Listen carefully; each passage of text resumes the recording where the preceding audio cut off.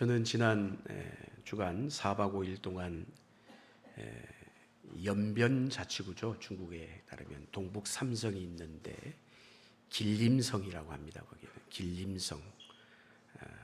흔히 우리말로 말하면 수도 길림성엔 연길이라는 시가 있습니다. 많은 시가 있지만 가장 큰 도시 가운데 하나인데, 저희 제주노회 성서신학원 학생들과 함께 12명이 교수들과 함께 더불어 다녀오게 되었습니다. 다녀오면서 세 가지를 둘러보았어요. 하나는 조선족 교회, 중국의 교회를 보게 되었다는 것이죠. 중국의 교회는 예전하고 지금은 거의 상반된 상황 가운데 놓여 있습니다. 전혀 외국인 목사님이나 목회자나 선교사가 들어가서 복음을 전하는 것을 금하고 있다는 것이죠. 그리고 외국인들이 중국의 교회에 가서 이렇게 예배를 참여하는 것도 금지가 되어 있습니다. 그래서 몰래 들어갈 수밖에 없어요. 외국인 교인들이 들어가는 게 금지가 되어 있기 때문에. 그것도 밤에 정문으로 들어가지 아니하고 곳곳에 CCTV가 다 있어요. 다 CCTV가 있어요. 들어오고 나오는 걸 다 보게 돼 있다는 것이죠. 모를 것 같지만 다 알고 있다는 거예요. 뒷문으로 들어가서 조선족, 정부가 인정하는 삼자교회라고 합니다. 흔히 삼자교회는 정부가 인정하는 교회예요. 중국 정부가. 그래서 오죽하면은 성경도 예전에는 조선어라고 하죠. 우리는 한글이라고 하지만은 조선족 사람들이 통용하는 한글입니다.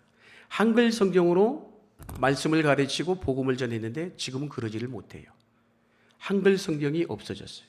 가르치지 못하게 됐어요. 한문으로 되어 있는 중국어 성경만으로 복음을 전하고 가르치게 되어 있어요. 예전에 제가 30년 전에도 한번 가봤습니다. 95년도에. 그때는 전부 조선족 그 연변자치구에는 한글로 간판들이 다 되어 있어요. 지금은 한글로 할 수가 없습니다. 한자, 중국어가 먼저 간판이 되어 있고 그 밑에 한글로 간판이 쓰여지게 되어 있어요. 완전히 뒤바뀐 거예요. 예전에는 연변자치구의 조선족이 70%를 차지했고 한족이 30%였어요. 지금은 거꾸로 뒤집혀서 조선족들이 30%밖에 안 되는 거예요. 다 어디로 갔느냐? 이 어려운 문제가 생기고 경제적으로 여러 가지로 종교적으로도 어려움이 닥치자 한국의 모든 원조들이 다 끊겼죠. 목사들이나 선교사들이 들어갈 수 없기 때문에. 그러다 보니까 전부 외국으로, 특히 한국으로 다 들어왔어요. 인구가 줄어들었다는 얘기인 것이죠. 그러다 보니까 조선족 사역자들이 매우 어려움, 공경에 빠져 있는 상황이 있습니다. 그런 상황들을 둘러보았고, 또 하나는 대한민국이 일제 침략기 당시에 우리나라 조선 반도에 있었던 많은 기독교 인구들이 이 만주, 북간도 지역이라고 하죠. 당시 이주해 가서 당시에 하나님의 나라를 꿈꾸며 이상적인 사회를 만들었어요. 그 중에 대표적인 김야견 목사님을 중심으로, 여러분이 잘 아는 시인 가운데 윤동주 시인과 송몽규라는 사람을 알 겁니다. 여러분, 그런 사람들이 중심으로 이루어진 명동촌이라는 한국촌을 이루어서 그 중심으로 독립운동을 일으켰던 그 흔적을 찾아보게 되었습니다. 그리고 또 하나는 여전히 분단된 이 나라, 지금 예전에 30년 전에 갔을 땐 저도 가보지 못했던 곳이에요. 세 나라의 국경선이 맞닿아 있는 곳, 러시아와 중국과 북한이 맞닿아 있는, 흔히 얘기하는 그 낮은 선봉지구죠. 거기를 둘러보게 되었어요. 북한에 있는 기차가 축축축축축 들어와요. 제가 다음 주에 설교할 때 자료로 사진을 여러분에게 보여드리려고 하고 있습니다. 다음 주가 6.25 우리 기념주일이기 때문에 그렇습니다. 어쨌든 이 세 곳을 둘러보면서 많은 생각을 하게 됐어요. 그러다가 오늘 말씀을 준비했습니다. 자, 요즘 우리가 살아가는 세상 참 악합니다. 지금 중국에는 죄송합니다. 중동 지역에는 전쟁이 지금 소용돌이 가운데 휘말려 있고, 강대국이라고 불리는 미국은 여전히 트럼프 반 시위가 또 일어나고 있습니다. 우리나라라고 원만하겠습니까? 새로운 대통령, 새로운 정부가 시작이 되었습니다만 여전히 정치권은 시끌벅적합니다. 거칠고 험하고 혼란한 세상 가운데 있습니다. 세상은 여전히 악하고 거칠어진 데 비해 우리의 마음은 예전보다 훨씬 더 심약해졌어요. 몸도 약해졌어요. 좋은 것을 뭐 아무리 골라 먹어보지만 이전보다 약한 것 같아요. 병을 이겨낼 항체가 없다는 것이에요. 우리를 위협하는 것이 많아졌습니다. 우리를 그처럼 위협하는 것이 많아진 반면에 우리의 면역력은 예전보다 훨씬 더 약해졌어요. 그래서 흔히 하는 얘기가 있죠. 3명, 4명 꼴에 암 환자가 1명이다라고. 살아있지만 공격을 받으면 죽은 세포가 우리 몸속에서 활동한다는 것이에요. 그런가 하면 요즘 얼마나 우리가 심리적으로도 불안한 사람들이 많습니까? 정신의학과에 가면 뭐 환자들이 줄을 서 있잖아요. 여러분. 그러다 보니까 정신의학과 의사들이 훨씬 더 바쁜 시대 가운데 있어요. 주변에 물론 환경의 영향도 있겠지요. 그런가 하면 현대사회가 예전보다 훨씬 더 복잡해진 까닭도 있을 것입니다. 그러다 보니까 사람들이 정신적으로 뿐만 아니라 육체적으로 훨씬 더 약해져 있다는 것이에요. 우리 자라나는 아이들 예전보다 훨씬 키도 크고 몸집도 크잖아요. 좋지만은 그에 반면에 정신적으로는 얼마나 약합니까, 아이들이. 예전에는 맞고 자랐어도 아무 문제가 없었어요. 얻어맞아도 아무 문제가 없었다는 거예요. 근데 요즘은 어때요?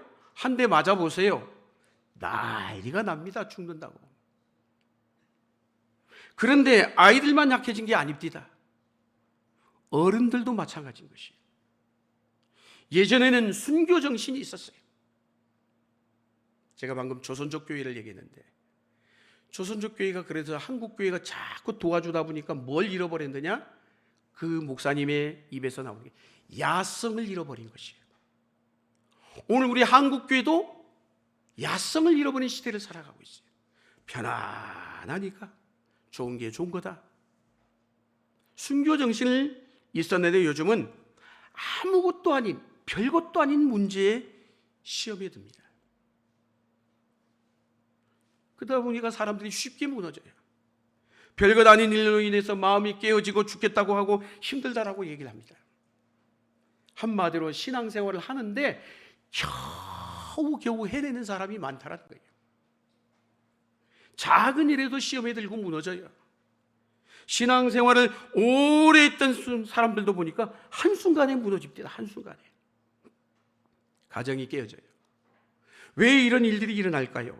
인생이 무너지고 가정이 깨어지고 별것 아닌 것에 유혹을 받고 시험에 들기도 하고 죄를 짓기도 합니다.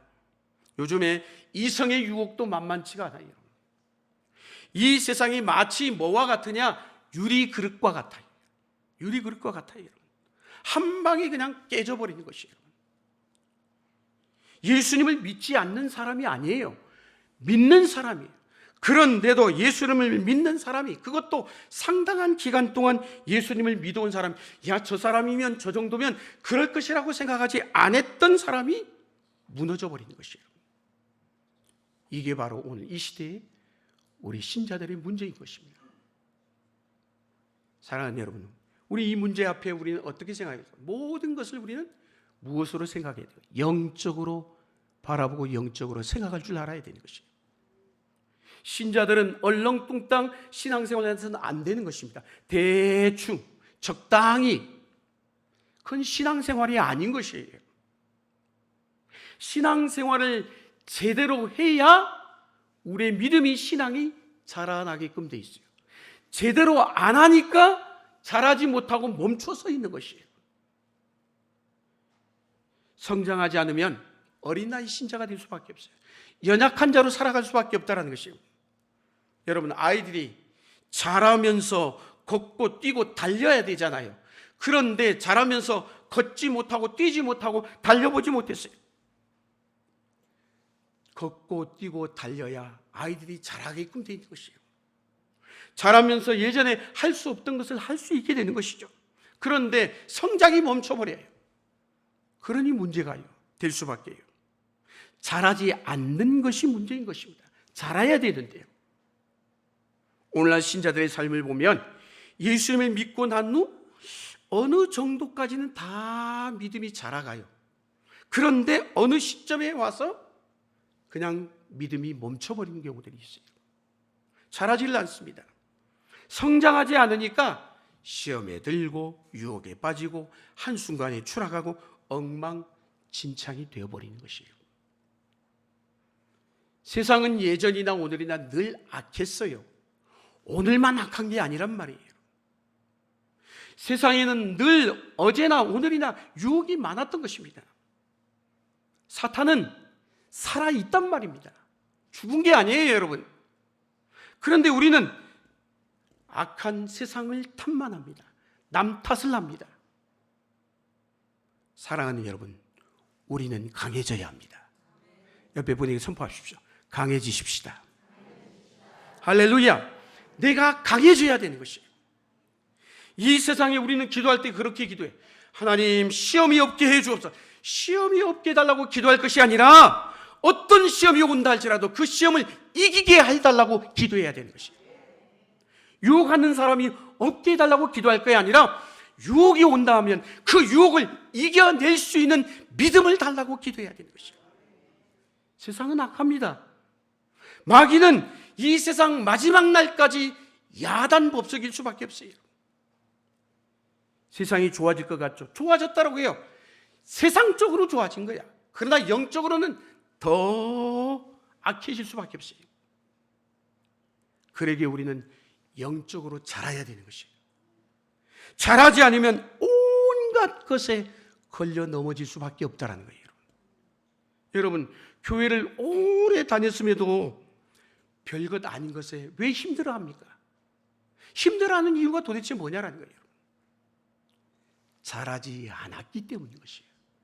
자라야 되는 시간에 자라야 되는데 멈춰버렸기 때문인 것이에요. 교회에 다니기만 했다라는 것이죠, 여러분. 교회에서 유치한 문제로 싸우는 경우를 종종 봅니다. 가만히 우리 죄송하지만 어르신들 가운데도 나이가 들었는데도 불구하고 별것 가서 뭐 투닥투닥 얘기 들어보면은 별것 아니야. 왜 그런 걸까요? 나이만 먹었지 믿음이 자라지 않았기 때문인 것이에요. 왜 시험에 듭니까? 자라지 않았기 때문인 것이에요. 신앙이 자란다면 어떻게 그렇게 말을 할 수 있고 어떻게 그렇게 행동할 수 있어요? 자라지 않았기 때문인 것이에요. 당연히 어린 나이 쪽에는 걸어가다 보면 넘어질 수 있고 걸러 넘어져요. 어린 아이니까. 그렇지만 자라면 어때요? 자랐는데도 넘어져요? 펄쩍펄쩍 뛰어다녀야지. 예전에 걸렸던 문제가 걸리지 않았다면 그 사람은 믿음이 자란 것이에요. 예전에 시험에 들었던 문제에 내가 더 이상 시험에 들지 않는다면 그 사람은 지금 믿음이 그만큼 자랐다는 것입니다. 그런데 예전에 시험 들었던 문제에 지금도 시험이 들어. 뭐가 문제예요? 내 믿음이 자라지 않는 것이 문제인 것이에요. 예전에 섭섭함을 느꼈던 일에 더 이상 내가 아무렇지도 않아. 섭섭함이 느껴지지 않아. 그만큼 내 믿음이 자란 증거인 것입니다. 예전에 나를 유혹했던 것에 더 이상 내가 그 유혹에 넘어지질 않아요. 자랐다는 것이죠, 여러분. 예전에는 염려가 오면 그냥 걱정이 오면 온갖 머리 쥐어싸매고 쩔쩔 맸는데 지금은 걱정이 없어. 염려가 안 돼. 문제가 있지만은 뭘까요? 그만큼 내 믿음이 자라는 것이에요. 할렐루야. 그런데 계속 염려해봐요. 걱정해봐요. 왜 그런 거예요? 믿음이 자라지 않으니까 그런 것이에요. 사랑하는 여러분, 내 믿음이 자라고 성장하면 모든 것에 자유로워지는 은혜가 임하게 될 줄로 믿습니다. 예전에는 모든 것들이 문제투성이고 장애물처럼 보였는데 자라고 나니까 더 이상 장애물로 보이지가 않는 거예요. 여러분, 우리가 비행기를 자주 타잖아요. 제주도에 산다는 특권 때문에. 비행기를 타보면 경험하는 거지만 비행기가 구름 속을 뚫고 넘어가서 상공에 떠보세요. 그 앞에 아무런 장애물이 없어요, 여러분. 마찬가지예요. 나이가 어느 정도 되면 믿음도 정신도 마음도 자라야 되죠. 육체는 나이가 들면 어때요? 더 이상 성장하지 않죠. 그런데 믿음은 달라요. 영적 성장은 다르다는 거예요. 영적 성장은 날마다 일평생 자라가야 되는 것이에요. 죽는 날까지 계속 자라야 되는 것이에요. 영적 성장은 멈추시면 안 되는 것입니다. 죽는 날까지 자라가야 되는 거예요. 마지막 숨지는 순간까지 우리의 영이 새로워져야 하는 것이에요. 영혼은 날마다 새로워지고 주님과 더욱 가까워지고 주님과 닮아가신 여러분 되시기를 축복합니다. 세월이 흐른데, 그런데 세월이 흐르면 흐를수록 여전히 욕심이 그냥 덕지덕지 붙어 있으면 되겠어요? 세월이 갈수록 내가 붙들고 있는 것 이젠 내려놓고, 미련도 내려놓고 애착도 내려놓고 모든 것으로부터 자유로워져야 되는 것이에요. 주님 부르시는 날이 얼마 남지 않았는데 언제까지 티격태격할 겁니까? 날마다 그리스도와 함께 죽고 세상의 것 다 내려놓아야 되는 것이에요. 제가 방금도 조선족 교회 얘기했지만 한 분 목사님을 뵀더니 이분은 한국에 와서 총신대학교를 졸업했어요. 나름대로 자기가 이곳에서 목회할 수 있는 꿈을 가지고 와서 신학을 공부했단 말이에요. 안 가려고 했어요. 그런데 가왔어요. 이유는 뭐냐? 아버지가 목회하던 곳에 아버지가 돌아가시고 아무도 없는 거예요. 성도들은 지금 폐허더미가 있고. 이분의 고백이 그거예요. 그게 내 사명인 줄로 알고 다시 왔다라는 거예요. 환경은 형편은 오고 싶지 않았지만은 뭘까요? 자라난 것이에요. 자라난 것이. 자유로워진 것이에요. 그분들은 신앙을 순교 정신으로 하는 거예요. 날마다. 우리하고 달라요, 여러분. 하늘의 영광의 빛 앞에서 더 이상 세상이 매력적으로 보이지 않으면 자유로울 수 있는 것이에요. 사랑하는 여러분, 영적 성장은 그래서 끝이 없는 것입니다. 여러분이 묻습니다. 여러분의 믿음은 날마다 자라고 계신지요? 아니면 여러분의 믿음이 멈춰 있는지요? 우리는 어디까지 자라야 될까요? 성경이 말씀하죠. 사도 바울이 에베소서 4장 13절에서 15절 한번 우리 같이 한번 읽겠습니다. 시작.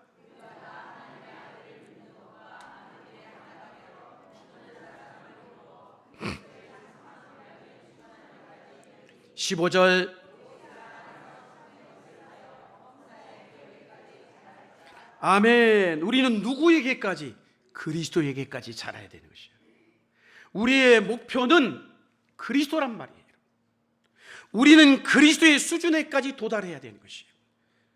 그런데 우리가 멈춰 있으면 되겠어요? 안 되는 것이죠. 옆에 있는 사람과 그런데 비교해. 아유, 나는 저 사람하고 비교했을 때 나는 내 믿음은 그래도 괜찮아. 이 정도면 괜찮다. 생각하시는 분들이 계셔요. 그러시면 안 되는 거예요, 여러분. 옆에 있는 사람과 비교하는 것이 아니에요. 우리의 목표는 옆에 있는 사람이 아니라 그리스도란 말이에요. 그리스도. 그런데 왜 사람들이 믿음이 성장이 멈춰버리는 것일까요? 어떻게 하면 우리가 계속해서 영적으로 자라갈 수 있을까요? 그거에 대한 해답을 알려면 먼저 우리의 상태를 알아야 되는 것이에요. 내 믿음의 상태. 여러분 자신이 지금 어떤 상태에 있는가를 모르면 변화가 일어나겠어요? 일어날 수 없지요. 성장할 수 없어요. 자신이 지금 영적으로 어떤 상태에 있는가를 모르는데 무슨 변화가 있겠어요, 여러분? 그런데 내 자신이 어떤 상태에 있는가를 알아야 되는데 그 아는 게 쉬워요, 어려워요? 어렵죠. 쉬울 것 같죠? 어려워요. 그러니까 우리 신앙에 이게 딜레마인 거예요. 신앙생활을 하다 보면요, 왜 딜레마냐? 자기 자신에 대해서 착각을 해. 착각. 잘하고 있다고 생각하는 거야. 이 정도면 괜찮다라고 생각하는 거예요. 자신이 신앙생활을 어느 정도 하고 있다라고 착각하는 것이죠, 여러분. 주변에 있는 사람하고 비교해 볼 때 그래도 내가 조금 주일 성수도 하고 11조 헌금도 하고 봉사도 하고 있으니까 괜찮다라고 여기는 거예요, 여러분. 그리고 교회에서도 요구하는 기준이 있을 거 아니에요. 뭐 나름대로 직분에 맞게. 그 기준에 맞게 나름대로 또 봉사하고 있단 말이에요, 여러분. 외적인 면이나 교회의 기준에 맞게 자신이 나름대로 활동하고 있다라고 생각하고 있는 것이죠. 그러니 여러분, 믿음이 자라겠어요? 그건 착각인 거예요. 자기 자신의 내면 세계와 정직하게 한번 직면하지 않고 있는 것이에요. 정직하게 나 자신을 말씀의 거울 앞에 비춰보세요. 내가 영적으로 어떤 상태인가를 볼 수 있어야 되는 거예요. 그런데 그걸 알지 못한 채 계속 다람쥐 쳇바퀴들도 신앙생활만 하고 있는 것입니다. 대표적인 사람이 누굴까요? 예수님 시대의 바리새인들이었어요. 우리는 바리새인의 모습을 잘 다시 한번 생각해 봐야 돼요. 바리새인들은요, 자신의 상태를 알아보지 못했어요. 그들이 가진 종교적 열심 때문에 잘하고 있어, 괜찮아, 이렇게 생각한 거예요. 여러분, 나름대로 열심히 하는 사람들에게 나타나는 현상이에요. 그런데 이게 무서운 거예요. 하고 있으니까. 가만히 보면요, 열심히 하지 않는 사람은 아무 문제가 없어. 누가 문제냐? 열심히 하는 사람이 문제인 거예요. 열심히 하고 있다 보니까 문제가 발생하는 거예요.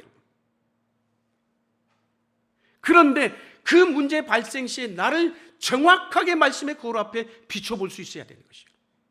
그래야 한 단계 더 믿음이 상승되게 돼 있다는 것이에요. 그런데도 신앙생활은 열심히 하는데, 나가서 주일성수도 하고 봉사도 하는데 자기 자신의 상태에 대해서 괜찮다 생각하면서 부족함을 느끼지 못하잖아요? 그때가 위험한 거예요. 부족함을 느껴야 되는데 느끼지 못하는 거예요. 신앙생활을 어느 정도 하다 보면 우리 모두가 경험하는 것이에요. 여러분, 주변 사람들과 교회에서 요구하는 것, 외적 기준으로 볼 때 내가 그래도 잘하고 있다고 착각하는 것이죠. 여러분, 그러니 부족함을 느끼겠어요? 안 느끼죠. 전혀 자신의 영적으로 어떤 상태에 있는가를 알지 못하는 거예요. 그런데 자신의 영적 상태를 정확하게 알지 못하면 두 가지 문제가 발생해요. 그 첫 번째가 뭐냐? 성장의 기회를 놓쳐버리는 것이에요. 성장의 기회를 잃어버리는 것입니다. 왜? 부족함을 느끼지 못하니까. 부족함을 느낀다 해도 뭐예요? 절실하지가 않은 거예요. 우리는 절실해야 돼. 너무 좋은 상황 속에 살다 보니까 절실함을 잃어버렸어요. 여러분, 제가 근본에 가서 느낀 게 그거예요. 절실함이 없구나, 우리는. 그러니 성장이 안 되는 것이죠. 둘째, 문제 해결을 할 수가 없죠. 왜? 부족함을 못 느끼고 자신의 상태를 정확히 모르니까. 여러분, 암이 왜 무서운 줄 아세요? 자각 증세가 없기 때문에 무서운 거예요. 자기 몸 안에 무슨 일이 일어나고 있는지를 몰라요. 숨겨져 있는 장기의 경우 뭐 좋은 기계를 동원해서 검사해 보는데 잘 나타나지가 않잖아요. 그러다 보니까 병이 한참 진행된 이후에야 발견하는데, 그때 가면 이미 때는 늦죠. 이와 마찬가지로 자신의 상태를 정확하게 알지 못하면 내 문제가 무엇인지 모른 채 계속 교회만 왔다 갔다 하는 거예요. 여러분이 물어봅니다. 여러분의 영혼에 무슨 일이 일어나고 있는지 알고 계신지요? 여러분의 영혼에 악성 바이러스가 숨겨져 있는 것을 아십니까? 신앙생활 초기에는 이걸 발견하기가 어려워요. 자신이 지금까지, 왜? 초기 신앙생활이니까 그동안 과거를 돌아보면 엉터리였거든요. 그러니까 자기의 부족함을, 자기의 연약함을 알아요, 몰라요? 절실히 알죠. 그러니까 그걸 자기가 죄인이고 연약함을 깨닫기 때문에 하나님의 자비와 긍휼을 구하게 돼 있어요. 그러나 어느 정도 신앙생활을 한참 해보세요. 하나님의 긍휼과 자비는 온데간데 없이 사라져버려요. 자기 힘으로 하는 거야. 자기 욕심으로 하는 거예요, 여러분. 그러면서 자기가 꽤 하고 있다고 믿고 있는 거예요. 아무 문제가 없다고 생각하는 것이죠. 그러나 문제가 없는 게 아니에요. 삶을 망가뜨리는 것은 여전히 이 안에 있어요. 그런데 그걸 무시하다 보면 어떻게 돼요? 어느 날 유혹 앞에 그냥 한 방 무너져 내려버리는 것이에요. 문제가 겉으로 드러나지 않았을 뿐이지 감춰져 있던 것이죠. 우리의 연약함을 드러내려고 하지 않습니다. 드러내지 않고 자꾸 자꾸 감추려고 위장하려고 합니다. 그 방법 중에 하나가 뭐냐? 교회 열심히 봉사해. 열심히 봉사하지만 사실은 뭐예요? 봉사하는 이유가 내 수치와 내 연약함, 내 죄책감, 내 부끄러움을 감추려는 수단으로 신앙생활을 열심을 내는 경우가 있다. 다 그렇다는 얘기가 아니에요. 그러더라는 거예요. 바리새인들도 자신들의 열심으로 자신의 신앙을 위장하려고 한 거예요. 사랑하는 여러분, 옷도 그렇잖아요. 오랫동안 입고 있으면 어때요? 내 옷이 되는 것이지. 그래서 편한 걸 찾게 되는 거예요. 오랫동안 입었으니까 새 옷이 있는데도 불구하고 이 편한 옷을 입고 싶어 합니다. 그러면서 자신이 의롭다라고 믿는 것이죠. 죄송하지만 그러나 그게 최악의 상황인 것이에요. 구제불능의 상태인 것이에요. 손을 댈 수가 없는 거예요. 바리새인들은 종교적으로 열심을 자신의 믿음을 포장했는지 모르지만 그들은 하나님과 거리가 멀어져 있었습니다. 하나님이 없었단 말이에요. 그들 안에. 만약 그들 속에 하나님이 있었다면 주님이 그들을 향해 책망할 수 있었겠습니까? 완벽하게 위장하고 포장한 것이죠. 사랑하는 여러분, 우리가 오랫동안 신앙생활을 하다 보면 자칫 잘못하면 이럴 수 있는 것이에요. 중요한 건 그거예요. 감추려고 하는 것이 아니라 말씀 앞에, 주님 앞에 나를 다 끄집어내는 거예요. 정직함, 솔직함. 지금 정직하지 않으면 자신의 내적 상태를 숨기고 있는 것이에요. 자신에게 문제가 있으면 문제가 있음을 밝혀야 되는 것이에요. 문제를 숨기면 오히려 문제에 나중엔 더 커진 문제가 되는 것이에요. 그런데 이런 것들은 신앙생활을 오래 한 사람일수록, 중직자일수록, 특별히 저 같은 목회자일수록 그러기가 십상이라는 것이에요. 자신의 진실된 모습을 노출되지 않으려고 합니다. 그로 인해 자신의 정직함을 드러낸 것보다 숨기는 것에 더 발달될 수밖에 없는 것이에요. 사랑하는 여러분, 오늘날과 같이 영적으로 혼탁한 시대는 더욱 그러합니다. 자신을 비추는 거울이 흐릿하다라는 거예요. 흐릿. 예전에는 어땠어요? 믿음의 좋으신 선배님들이 얼마나 많았습니까? 믿음의 거장들이 영적으로 그들이 맑고 깊게 살아감으로 그들이 우리의 거울이 되었어요. 믿음의 스승이 많았단 말이에요. 그들이 우리의 믿음의 기준이 되어줬어요. 예수님까지는 이르지 못한다 할지라도 저분같이 나도 저렇게 살아야 되는데 생각하는 사람이 주변에 그래도 어느 정도 있었단 말이에요. 그들이 우리의 거울이 되었어요. 그런데 오늘날은 어때요? 이 영계가 흐려졌어요. 오염도가 높아요, 여러분. 제대로 믿는 사람을 죄송하지만 찾아보기가 힘든 시대예요. 그러면서 우리는 스스로도 기준을 찾지 못하고 자신의 상태를 정확하게 바라볼 지혜마저도 잃어버리고 있다는 것이에요. 예전에는 가이드라인을 제시하는 사람들이 그래도 있었단 말이에요. 고개를 절로, 그분이 말하면 그렇죠, 절로 고개를 숙이게 되는 분들이 있었어요. 그런데 오늘날은 영적 혼란의 시대 가운데 살아가고 있어요. 영적으로 대기 오염이 심하다는 거예요. 여러분, 대기 오염이 심해 보세요. 심할 때 하늘에서 내려다보면 어때요? 이야, 내가 저런 곳에서 살았나 싶죠. 그러다가 땅에 내려와요. 그러면 어떻게 해요? 언제 그랬냐는 듯이 아무렇지 않게 살아갑니다. 요한계시록에 나오는 7교회 가운데 라우디게아 교회가 오늘 우리 이 시대의 현대교회와 너무너무 닮았어요. 한번 읽을까요? 어떤 문제가 있었는지. 라우디게아 교회 계시록 3장 15절 16절 말씀 읽겠습니다. 시작.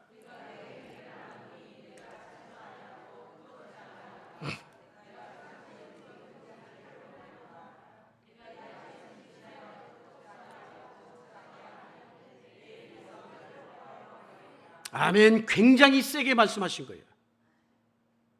그들은 자신들이 헐벗은 상태에 있음을 알지 못했어요. 그래서 예수님께서 뭐라고 얘기합니까? 이렇게 얘기합니다. 3장 17절 읽겠습니다. 시작.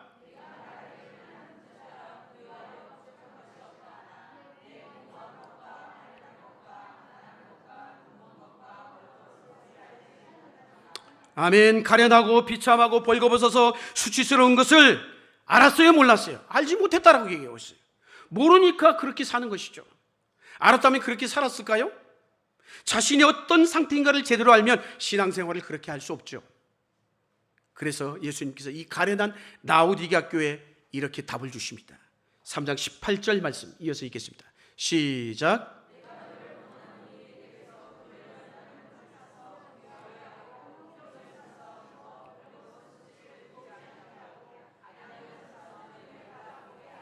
아멘. 너희들이 눈이 어두워서 너희의 상태를 모르니까 어떻게 하라는 거예요? 안약을 사서 너희 눈에 발라보라는 거예요, 여러분. 너희의 모습을 똑바로 바라보라는 거예요, 여러분. 지금 너희의 상태가 얼마나 비참한지를 정확하게 직면하라는 거예요, 여러분. 주님께서 보실 때는 정말 비참하기 짝이 없는데 자신들이 뭐라고 얘기해요? 나는 부자라, 부유한 자라 이렇게 착각하고 있는 거예요, 여러분. 얼마나 기가 막힌 일이겠어요. 자기의 나르시시즘에 빠진 거죠. 신앙생활을 하다 보면 이런 분이 한둘이 아니에요. 자기 애에 빠져 있어요. 뭐 이 정도 봉사하고 이 정도 헌금하고 이 정도 열심히 하니까 괜찮은 신자라고 생각하는 것이에요. 그런데 어느 순간 한 방에 무너지는 거예요, 여러분. 별것 아닌 일로 시험에 들어요, 여러분. 사랑하는 여러분, 여러분은 여러분의 자신의 상태를 알고 계신지요? 자신의 문제의 약점이 무엇인지를 알고 계신지요? 신앙이 계속 자라고 있습니까? 자신이 자신의 삶을 잘 모르면 당연히 삶이 힘들게 되고 삶이 믿음에서 뒷걸음질 칠 수밖에 없는 것이에요, 여러분. 그러다 보면 어느 순간에 내 믿음이 원래 믿지 않았던 상태로 돌아가 버리게 되는 것이에요, 여러분. 그러니 변하지 않고 성장하지 않는 것이에요. 자신에게 치명적인 문제가 있는데도 전혀 깨닫지 못하고 살아갑니다, 여러분. 우리가 영적으로 그러면 성장하려면 내가 누구인지, 자신의 문제가 무엇인지 정확하게 알아야 됩니다. 오늘 본문의 산상수훈 8복 가운데 예수님께서 가장 먼저 우리에게 이렇게 답을 제시하고 있어요. 심령이 가난한 자는 복이 있나니 천국이 그들의 것임이라고. 심령이 가난하다는 게 뭘까요? 원문의 의미를 들어보니까 파산 상태를 얘기하는 거예요. 내 영적으로 무너진, 완전히 무너진 상태, 더 이상 회생할 소망이 없는 상태, 의지할 곳이란 아무것도 없는 상태가 심령의 가난함인 것이에요. 자신의 신분을 알리는 것조차 부끄러워하는 상태를 얘기하는 것이에요. 단순히 가난한 정도의 의미가 아니라 한마디로 표현하면, 우리 표현으로 얘기하면 찢어지게 가난한 상태인 것이에요. 더 이상 생계를 유지할 수 없을 만큼 어떤 절박한 상태라는 것이에요. 할렐루야. 그런데 주님이 그 절박한 심령이 가난한 사람에게 뭐가 있다고? 복이 있다라고 말씀하시며 이렇게 결론으로 말씀하시죠. 천국이 그들의 것이라고. 누가 천국을 누린다는 거예요? 심령이 가난한 자가 천국을 누린다는 거예요, 여러분. 예수님께서 천국은 누구의 것이라고? 심령이 가난한 자의 것이라고. 여러분이 천국을 소유하면 응답을 받은 것이에요. 천국을 소유하면 물질의 유혹을 받겠어요? 내가 지금 천국의 삶을 사는데, 천국을 소유하고 있는데 별것 아닌 것에 시험에 들고 무너지고 넘어지고 섭섭함을 느끼겠냐고요? 이미 천국의 삶을 가지고 누리고 살고 있는데, 그것이 곧 우리 믿음의 신앙의 클라이막스인 것이에요. 이 은혜가 여러분에게 있기를 축원합니다. 천국이 여러분의 심령에 충만히 임하는 역사가 있기를 축원합니다. 심령이 가난한 상태가 된다는 것은 하나님 외에 다른 것이 보이지 않는 상태인 것이에요. 여러분, 만일에 하나님 외에 다른 것이 혹여나 내 시선을 당기고 있다면 아직은 굶주린 상태가 아닌 것이에요. 심령이 가난한 상태가 아닌 것이에요. 아직은 배부른 상태라는 거예요. 배가 줄일 대로 줄여보세요. 다른 게 보이겠어요? 모든 것이 뭘로 보일까요? 먹을 것으로 보이죠. 그러나 심령이 가난한 자가 되면 세상의 모든 것을 어떻게 생각할까요? 모든 세상의 것을 하나님과 연관시켜 생각하는 것이에요. 하나님과 연관시켜서 영적으로 성장할 때는 천국을 누리는 삶을 살아갈 수 있게 되는 것이에요. 영적으로 성장할 때는 우리 안에서 천국이, 하나님의 나라가 점점 커져가게 되는 것이에요, 여러분. 우리 안에서 하나님의 나라가 점점 커져갑니다. 그리할 때 비로소 우리는 세상을 이기고 시험을 이기고 이 세상의 모든 것을 극복하게 되는 것이에요. 심령이 가난한 자는 한마디로 하나님께 미친 자인 것이에요. 하나님의 다른 게 보이지 않는 거예요, 여러분. 다른 것으로 만족할 수 있는 정도로는 여러분 어떻게 승리할 수 있겠습니까? 그 정도 갖고는 승리할 수 없어요, 여러분. 이 시대가 얼마나 짜릿하고 유혹이 많습니까? 많은 것들이 우리의 시선을 산만하게 만들어 우리의 영적 에너지와 열기를 다 빼앗아갑니다. 그로 인해 가난함이 점점 없어지고 배부른 자로 살아가 보세요. 하나님을 간절히 찾지 않아요. 그런 시대 속에 우리 믿음의 성도는 오직 하나님 한 분에는 보이지 않고 오직 하나님 안에서 배부른 자 되기로 결단하시는 여러분이 되시길 축복합니다. 그리할 때 우리 가운데 오늘 말씀처럼 천국이 임하게 될 줄로 믿습니다. 기도하시겠습니다.